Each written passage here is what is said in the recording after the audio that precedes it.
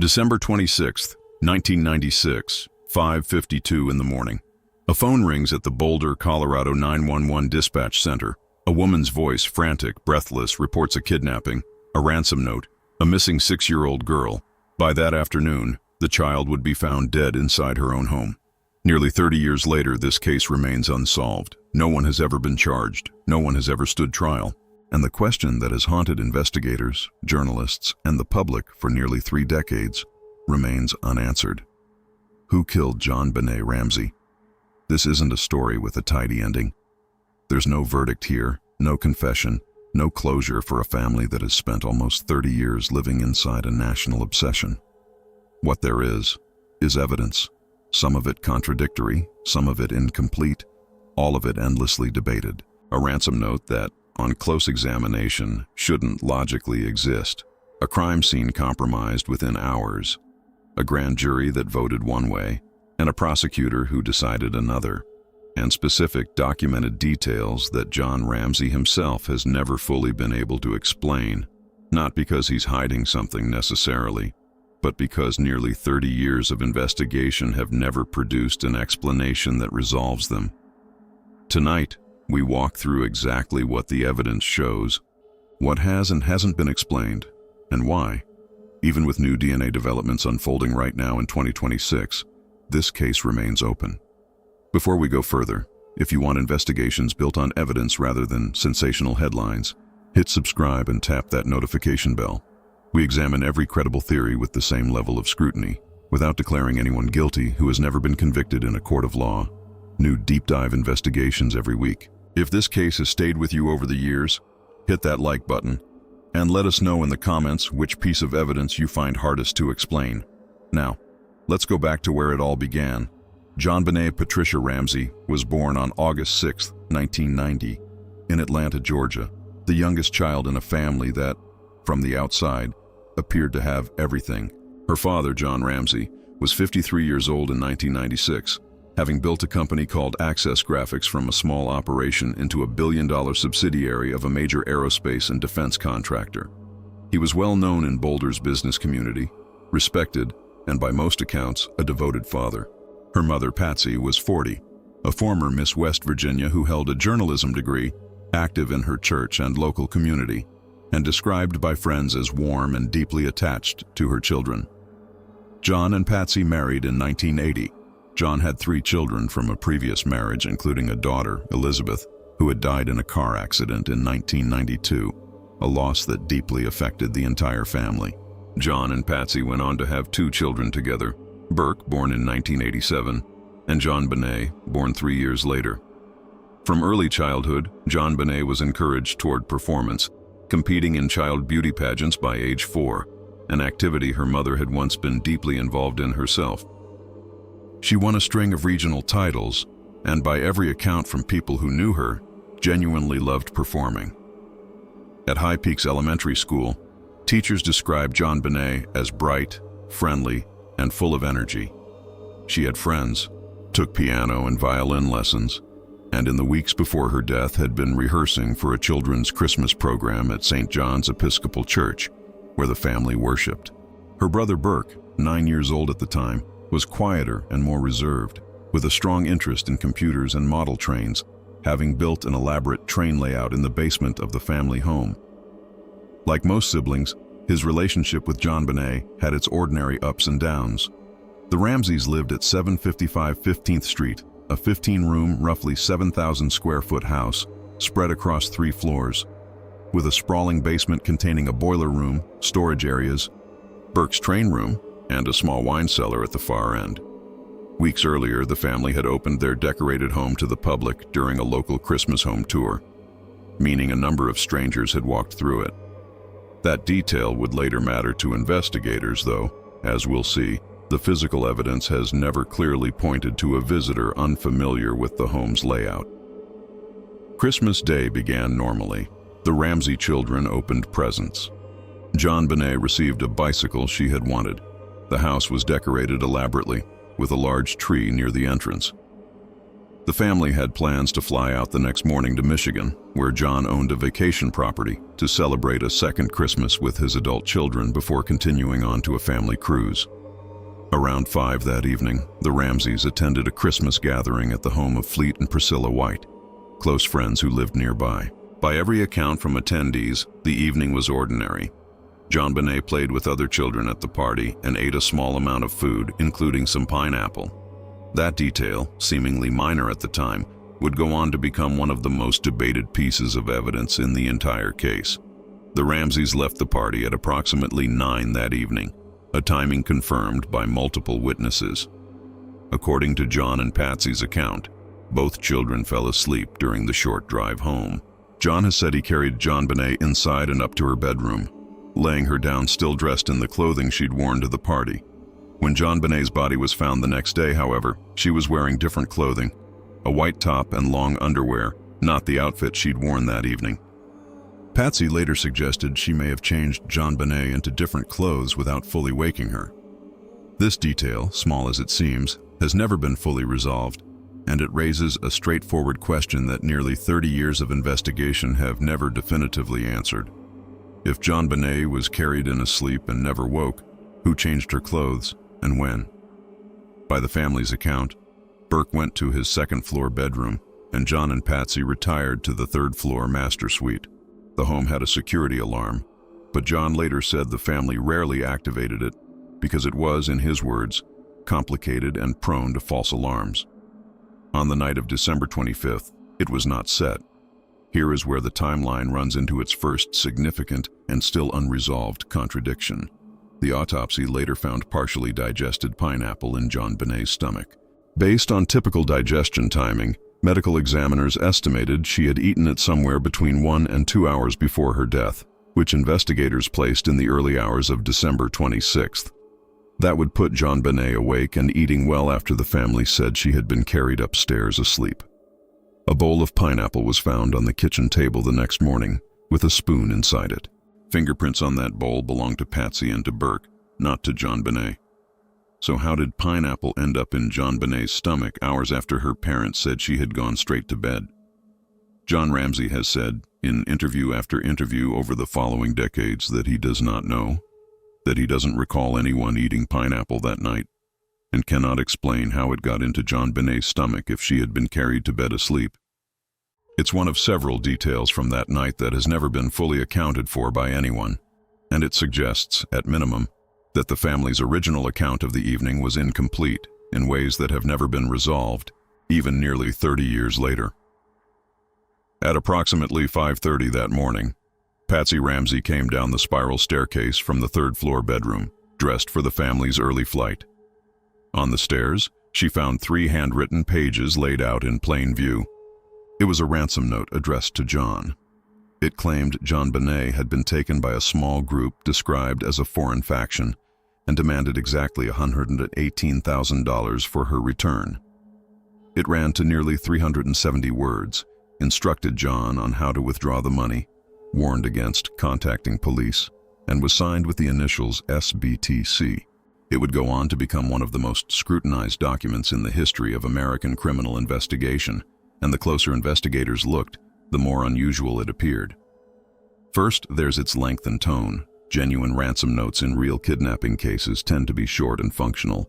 This note was long, detailed, and at times theatrical, with phrasing that several linguists later noted resembled dialogue from crime films. Second, the materials. The note was written on a notepad from inside the house, using a marker later found placed back in its usual spot in the kitchen. Whoever wrote it had access to household items and took the time to put at least one of them away afterward. Third, a discarded draft. Investigators found a torn-out page in the same notepad where the writer appeared to have started the note, stopped, and begun again. Writing and revising a note of this length takes time that, in an intruder scenario, would have been spent inside an occupied home in the middle of the night. Fourth, the dollar amount. $118,000 doesn't match typical ransom demands, but it closely mirrored John Ramsey's most recent annual bonus from his company, a figure that was not widely publicized outside people connected to his business. Fifth, the handwriting. Forensic document examiners consistently ruled out John as the author. Patsy could not be definitively ruled out, though she was also not definitively confirmed as the writer. Some experts noted similarities to her natural handwriting. Others noted differences consistent with disguise, and independent examiners later hired by the family's defense concluded she likely did not write it. The handwriting evidence remains genuinely unresolved to this day. Sixth, and perhaps most significantly, the underlying logic of the note itself. If an intruder wrote this note intending to kidnap JonBenét for ransom, the timeline is difficult to reconcile with what actually happened. Writing it before entering the house doesn't explain the household materials used. Writing it after entering, while the family slept, means spending 20 or 30 minutes inside an occupied home on a note that, if JonBenét was already dead by then, served no purpose at all. John Ramsey has never offered an explanation that fully resolves these problems. Over nearly 3 decades of interviews, he has maintained that he believes an intruder wrote the note and has suggested various scenarios involving employees or outsiders who might have known his bonus figure. None of his explanations have addressed the core issues: the household materials, the discarded draft, the specific dollar amount, or the basic timeline problem of a ransom note written for a child who was, based on the medical evidence, likely already dead by the time anyone would have read it. This remains one of the most significant open questions in the entire case, one that no new development in 2026 has come any closer to resolving. At 5:52 a.m., Patsy called 911. The call lasted roughly 6 minutes. Her voice, by every account and every recording, was frantic. She reported a kidnapping and a ransom note. John briefly spoke to the dispatcher as well in a notably calmer tone, confirming what Patsy had said. Dispatchers told them not to touch anything inside the home and that officers were on their way. After Patsy believed the call had ended, the line remained open for several additional seconds, recording ambient sound inside the home. Years later, the Boulder Police Department had this segment enhanced, and investigators reported hearing what may have been additional voices in that brief window, including a younger voice some analysts believe belonged to Burke. If accurate, this would suggest Burke was awake and present downstairs during the 911 call, contradicting the family's original statement that he slept through the entire night. Both parents have said they don't clearly recall Burke being awake at that point, and Burke himself, in a 2016 interview, said he couldn't remember either. It's important to note that some audio forensic experts have disputed this enhancement as unreliable, given the poor quality of the original recording, and it has never been treated as conclusive by any court or official investigative body. Still, it remains one of several details that don't fully align with the family's initial account, and it's never been definitively resolved one way or the other. Officer Rick French arrived at 5:59 a.m., 7 minutes after the call. He was met by a distressed Patsy and a composed John, who showed him the ransom note. French checked for signs of forced entry and found none. Every door was locked. One basement window had a broken pane, which John explained he had broken himself months earlier after being locked out, and had never repaired. French continued into the basement's maze of rooms, reaching the wine cellar door, finding its latch secured. He tried the handle and moved on without opening it fully or searching the room. JonBenét's body was inside that room the entire time. This was, in hindsight, one of the most consequential mistakes of the investigation's earliest hours, and Officer French has spoken publicly in later years about the weight of that decision. Within the following hour, the Ramsey home filled with people: John's pilot, friends including Fleet and Priscilla White, the family's pastor, and a victim's advocate sent by police.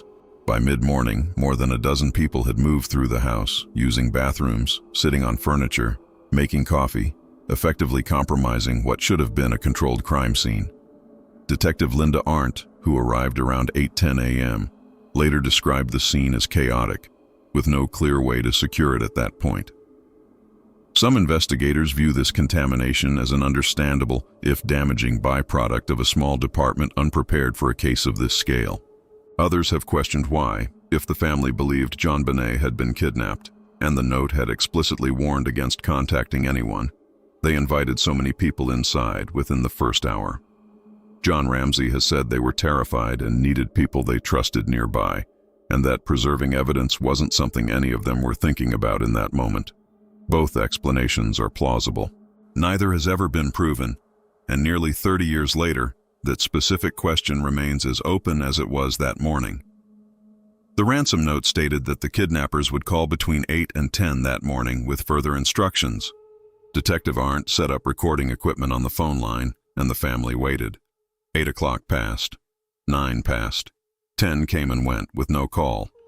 At approximately 1 in the afternoon, roughly 3 hours after the note's promised call window had closed, Detective Arndt asked John Ramsey and Fleet White to search the house again from top to bottom. The two men went to the basement. John opened the wine cellar door, the same door Officer French had found latched that morning, and turned on the light. JonBenét was lying on the floor, covered with a white blanket. Her wrists had a cord loosely around them above her head. Duct tape covered her mouth, and a ligature device was around her neck. What John did next has been debated for nearly 30 years. He removed the tape from her mouth, untied her hands, picked up her body, and carried her upstairs, laying her in a hallway. Fleet White, standing in the doorway, urged him not to move her and to leave her for investigators. John did not stop. From a forensic standpoint, this destroyed potentially critical evidence. The exact position of the body, the placement of the restraints, and any trace evidence tied to that specific configuration was altered the moment JonBenét was moved.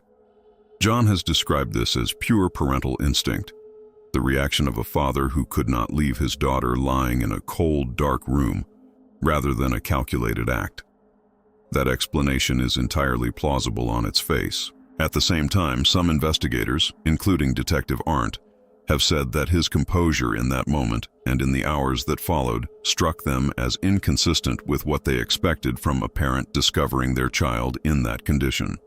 This is subjective, impossible to independently verify, and not evidence of guilt in itself. Grief manifests differently in different people, and there is no single correct way for a parent to react to unimaginable trauma. But it remains one of the behavioral details that has fueled ongoing questions for nearly 3 decades, and it's never been something John Ramsey has been able to fully account for beyond describing it as instinct. The forensic examination performed in the days following December 26th revealed the critical details of how JonBenét died. The official cause of death was determined to be asphyxia associated with craniocerebral trauma.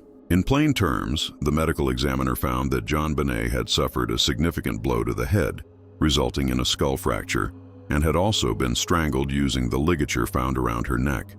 The examination also documented findings that investigators interpreted as possible indications of assault. Due to the sensitive nature of this case involving a child victim, the specific details of those findings have remained part of sealed court and medical records, and we will not speculate further on them here.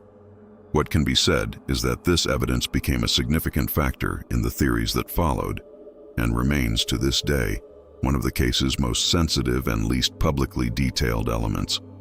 The ligature was constructed using a cord and a broken paintbrush handle, later traced to a set kept inside the home, indicating deliberate assembly by someone with access to household art supplies.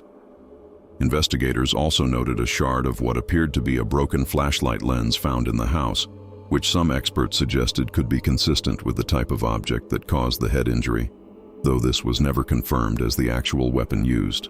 Time of death was estimated to fall in the middle of the night, consistent with the pineapple timeline, and inconsistent with the family's original account of JonBenét going to bed asleep and never waking again, a contradiction that, again, has never been resolved by anyone, including John Ramsey himself. DNA evidence has become the single most cited piece of forensic material in this case, and also the most disputed. In 1997, investigators identified unidentified male DNA in JonBenét's underwear. It did not match John, Patsy, or Burke Ramsey, and it did not match anyone in available criminal databases at the time. In 2003, using newer touch DNA technology, investigators tested the waistband of the long underwear JonBenét was wearing and found what they described as a similar unidentified male genetic profile in that location as well.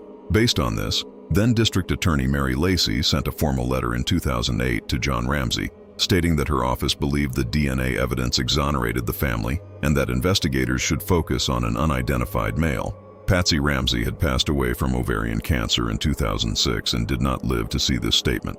John Ramsey has consistently pointed to this DNA evidence as the strongest proof of his family's innocence, and for years has pushed for the profile to be run through modern genetic genealogy databases, the same technology that has helped solve other decades-old cases by identifying suspects through distant family relatives. However, it's important to note honestly that not every expert has agreed the DNA evidence is as conclusive as District Attorney Lacey's letter suggested. The quantities involved were extremely small, at levels where contamination during manufacturing, packaging, or retail handling becomes a real possibility, particularly on newly purchased clothing. The two profiles, while similar, were not confirmed by every expert as coming from the exact same individual on every genetic marker, and no other physical evidence, such as fingerprints or footwear impressions, has ever corroborated an unknown intruder having been inside the home. In 2009, the Boulder Police Department resumed control of the investigation from the district attorney's office and publicly stated it did not consider the DNA evidence conclusive on its own. For years, genetic genealogy testing on this specific profile remained incomplete, largely because, according to John Ramsey's own family, the existing sample wasn't yet considered sensitive or complete enough for current genealogical technology to reliably process. That's changed somewhat in the current environment.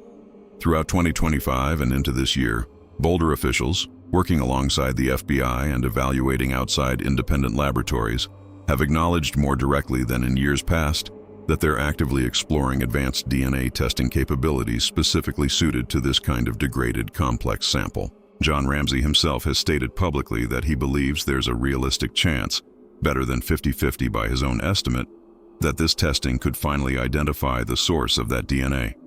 As of this recording, however, that identification still has not happened. No suspect has been named through this process. So where does this leave us? The DNA evidence is either the clearest indication that someone outside the family was present and involved, or it's trace material from an entirely innocent and unrelated source that happened to end up on a child's clothing before it ever reached her. Both interpretations remain genuinely live among forensic professionals today, in 2026, just as they were in 2008. Until further testing definitively resolves the question, it stays one of the central open threads in this case. Now let's walk through the two theories that have dominated this case for nearly 30 years, examined with equal scrutiny, because that's the only fair way to approach a case where no court has ever reached a verdict. The first major theory holds that an unidentified individual entered the Ramsey home on the night of December 25th, encountered JonBenét, killed her, staged the ransom note, and left without detection. In this scenario, the intruder may have had some knowledge of the family's finances, either through employment at Access Graphics or public information about John's business success, entered through an unsecured door or window, moved through the house while the family slept, and encountered JonBenét. This theory is supported by the unidentified male DNA found in two separate locations on JonBenét's clothing, evidence that some experts on the family's side consider strong proof that someone outside the household was in physical contact with her. However, this theory faces serious, unresolved challenges. There was no sign of forced entry anywhere in the house. The ransom note was written using materials found only inside the home and included a dollar figure closely matching John's private bonus amount. The note's length and its discarded draft suggest considerable time was spent writing it inside an occupied residence, a significant risk for an outside intruder. And despite a decades-long investigation, no physical evidence beyond the disputed trace DNA has ever placed an outside individual at the scene. Proponents of the intruder theory, including John Ramsey and several private investigators who have worked with the family over the years, argue that the DNA evidence alone should be sufficient to shift focus away from the family and toward identifying this unknown individual, and that Boulder police made an early and damaging assumption of family involvement that has never been fully corrected, even nearly 30 years later. Critics of this theory point out that an intruder scenario requires explaining away nearly every major piece of physical evidence at the scene: the ransom note's internal materials, the lack of forced entry, and the highly specific financial detail, none of which fit a stranger with no connection to the household. The second major theory holds that JonBenét's death did not originate with an outside intruder, but with someone inside the house, and that the ransom note and staged scene were created afterward to redirect the investigation. Within this theory, Some investigators who examined the case in detail have theorized that a family conflict, possibly involving Burke, then 9 years old, escalated in a way no one intended, followed by Patsy and John attempting to protect their son by staging evidence of a kidnapping. This theory is supported by several pieces of evidence discussed earlier. The ransom note written with household materials and containing a specific, non-public financial figure. The pineapple placing JonBenét awake and downstairs hours after the family said she'd gone to bed. The enhanced 911 audio some analysts believe places Burke awake during the call.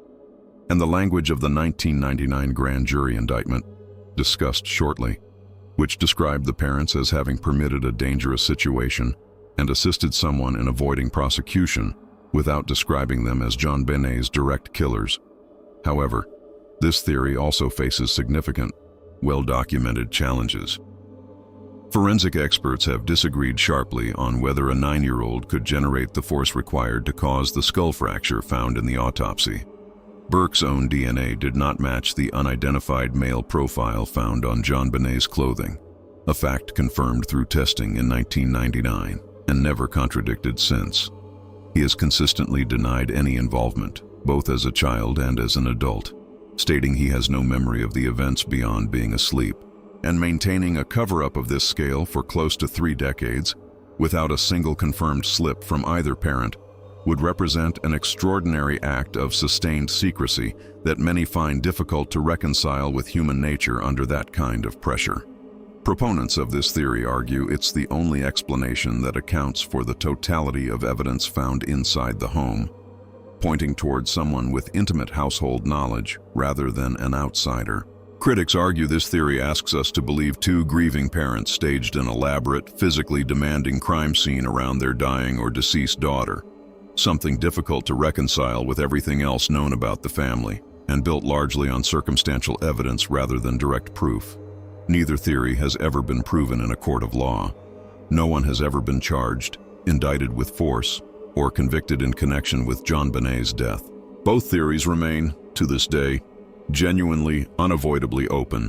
By 1998, the investigation had stalled, and Boulder District Attorney Alex Hunter convened a grand jury, a body of citizens who review evidence in secret to determine whether there is probable cause to file charges, a lower legal threshold than the standard required for conviction at trial. The grand jury met for 13 months, one of the longest such proceedings in Colorado history, hearing testimony from dozens of witnesses and reviewing forensic, linguistic, and behavioral analysis from experts on both sides. In October of 1999, Hunter announced publicly that the grand jury had returned no true bill, meaning, as the public understood it then, that it found insufficient evidence to charge anyone. That was the public narrative for 14 years. Then, in 2013, following a legal petition by a journalist, a judge ordered the grand jury documents unsealed, and what they revealed changed the public understanding of the case significantly. The grand jury had, in fact, voted to indict both John and Patsy Ramsey, though not for murder directly. The proposed charges accused them of unlawfully and recklessly placing a child in a situation that posed a threat to her life, resulting in her death, and of assisting a person they knew had committed a serious crime in avoiding detection and prosecution. Read carefully. This language does not state the grand jury believed John or Patsy directly killed their daughter. It suggests they believe the couple may have known who was responsible and helped shield that person, an interpretation many have connected to Burke, given he was the only other person in the home that night. Though it's important to note that interpretation has never been officially confirmed by the grand jury itself. Hunter ultimately declined to sign the indictments, meaning no charges were ever formally filed. He later explained that, in his judgment, the available evidence was unlikely to secure a conviction beyond a reasonable doubt at trial. John Ramsey has stated publicly that he believes the grand jury reached the wrong conclusion, working from an investigation he considers to have been tunnel-visioned toward his family from the very beginning. It's worth noting, though, that the grand jury did hear expert testimony on the DNA evidence during its review and still voted the way it did, a detail that complicates any simple reading of that decision. The indictment, unsigned and never enacted, remains one of the most debated pieces of this case's entire history, and its existence alone is something John Ramsey has never been able to fully explain away. beyond stating his belief that the investigation itself was flawed from the outset. Whatever ultimately happened to JonBenét Ramsey, this case is also, unavoidably, a story about investigative failure. The Boulder Police Department in 1996 was a relatively small agency with limited experience handling a homicide of this scale and public visibility. Several decisions made in the earliest hours are now widely regarded, even by officers involved at the time, as significant mistakes. The failure to thoroughly search the basement during the initial response meant JonBenét's body went undiscovered for roughly 7 hours after police first arrived, hours during which the scene continued to be walked through by family and friends.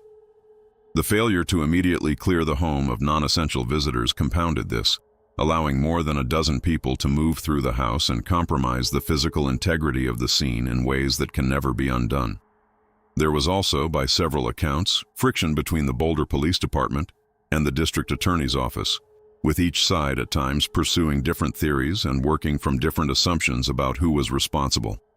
This lack of coordination, under intense national media pressure, is widely cited as one reason this case was never definitively resolved. None of this excuses whoever is responsible for JonBenét's death, but it helps explain why, nearly 30 years later, the case remains unsolved, and why so many individual pieces of evidence remain unexplained, regardless of which theory anyone favors.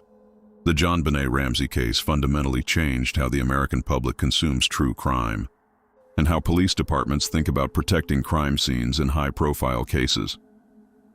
It became one of the first major criminal cases to unfold almost simultaneously across cable news, tabloid media, and early internet forums, setting a template for the kind of sustained public fascination that would later surround many other cases. Law enforcement agencies across the country have studied the early mistakes made in this investigation as a cautionary example in training on crime scene preservation, particularly the importance of immediately securing a scene, even when a situation initially appears to be a kidnapping rather than a homicide.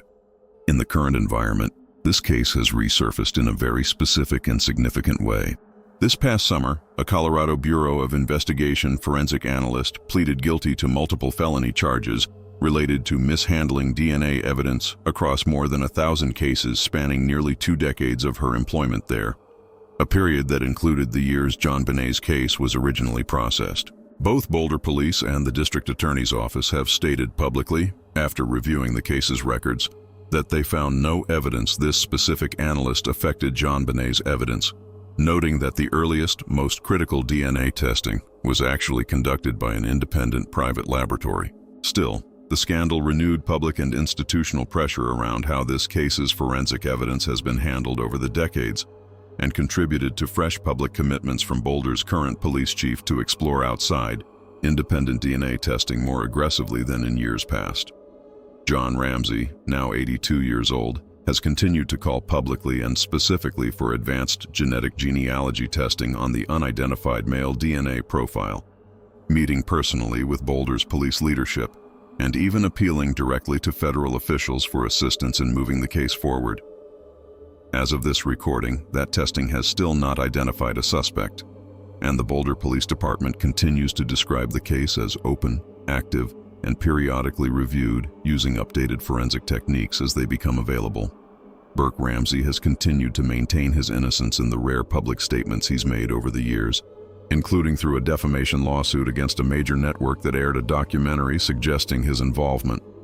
A case settled out of court in 2019 on undisclosed terms.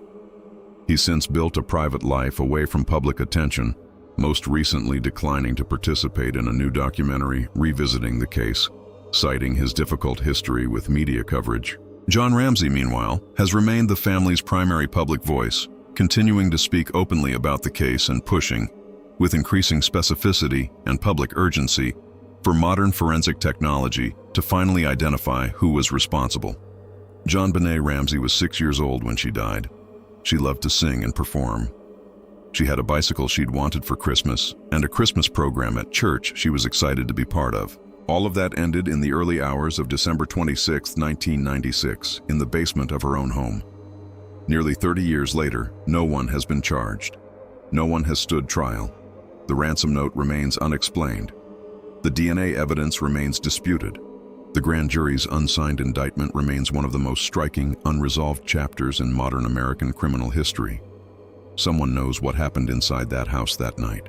Whether that knowledge belongs to a family that has carried an unbearable secret for nearly 3 decades, or to a still unidentified individual whose DNA sits waiting for the right technology to finally identify them, is a question this case has never definitively answered.